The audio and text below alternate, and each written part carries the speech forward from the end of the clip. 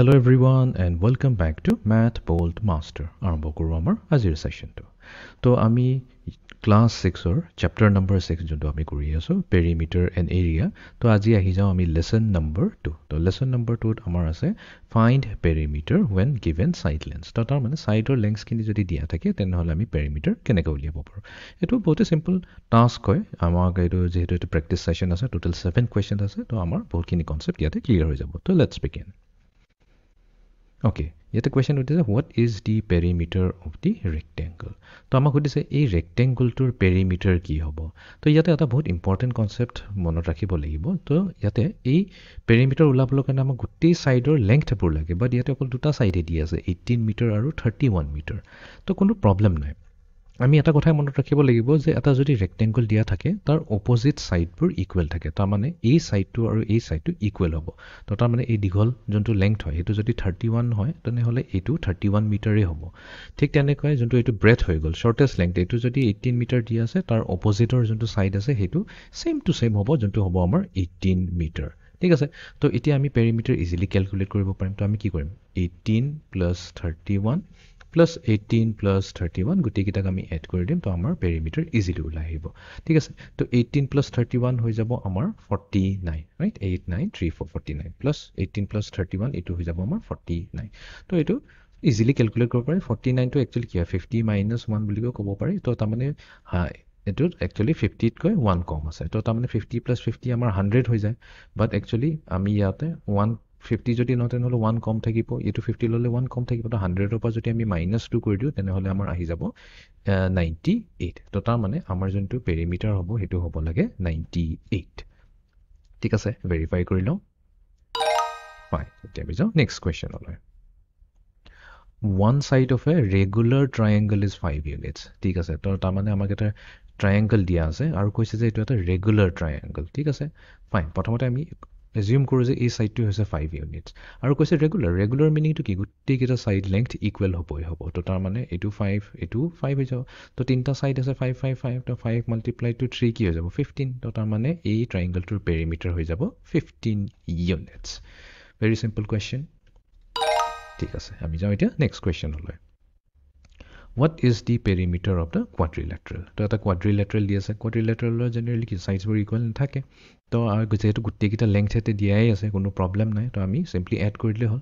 তো এইটোক আৰু এইটোক এড কৰি দিওঁ 11 প্লাছ 9 কৰি দিওঁ, কিমান আহিব 11 প্লাছ 9 এড কৰিলে আমাৰ আহি যাব 20 ইকুৱেলছ টু 20। ঠিক আছে। আৰু দুটা আছে 7 আৰু 5 আছে। তো 7 প্লাছ 5 কৰি দিলে আমি পাম 12। ঠিক আছে। যেহেতু পেৰিমিটাৰ কথা কৈছে এই দুটাক আমি এড কৰিব লাগিব। চ' 20 প্লাছ 12 এড কৰিলে আমি পাই যাওঁ 32। তো তাৰমানে আমাৰ যোনটো পেৰিমিটাৰ হ'ব এই কোৱাড্ৰিলেটাৰৰ সেইটো হ'ব 32 metres. Next question. Which of the following expression can be used to find the perimeter of the triangle? তো ঠিক আছে, ইয়াতে এটা ট্ৰায়েংগল দিছে। এই ট্ৰায়েংগলটোৰ পেৰিমিটাৰ কেনেকৈ ওলাব লাগে আমি অপশ্যনটো নাচাব। অপশ্যন নোচোৱাকৈতো আমি ক'ব পাৰোঁ পেৰিমিটাৰ ওলোৱাৰ চিম্পলেষ্ট টেকনিকটো হৈছে গোটেইকেইটা ছাইড এড কৰি দিলে হ'ল। চ' 14 প্লাছ 27 প্লাছ 21 যদি কৰি দিওঁ এইটোৱে হৈ যাব পেৰিমিটাৰ। তো এতিয়া আমি চাই লওঁ কোনটো কাৰেক্ট হ'ব। চ' ইয়াতে দিয়া আছে 27 plus 14 plus 21।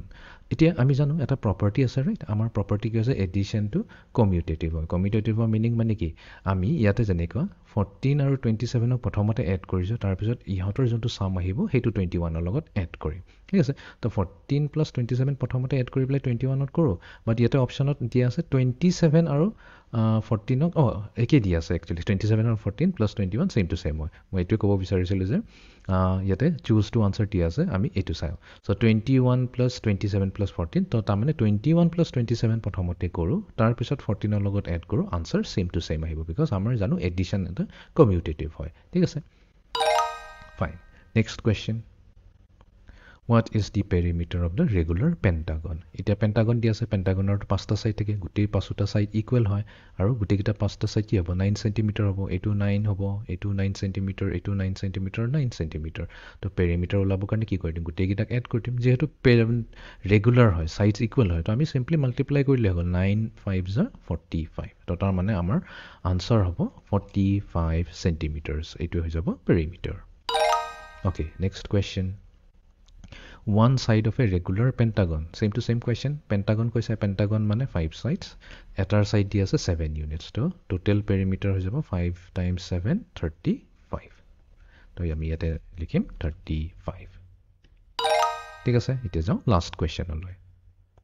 What is the perimeter of the figure? Straightforward question. Eta irregular polygon eta di ase. To ei polygon tur perimeter ki hoje. Thik ase ami yat kori do. To 5 plus 4 hoy gol amar 9. 9 plus 5 hoy jabo amar 14. 14 plus 4 hoy jabo amar 18. 18 plus 4 hoy jabo amar 22. To amar ahi jabo lage 22 centimeters. To hoy gol amar azir session to. তো আমি আমাক দিয়া আছিল সাইডৰ লেংথবোৰ দিয়া আছিল তো হেতু use কৰি পেলাই আমি পেৰিমিটাৰ ইজিলি ক্যালকুলেট কৰিলো সো আজিৰ সেশনটো এখানে সমাপ্ত কৰিলো so see in the next session thank U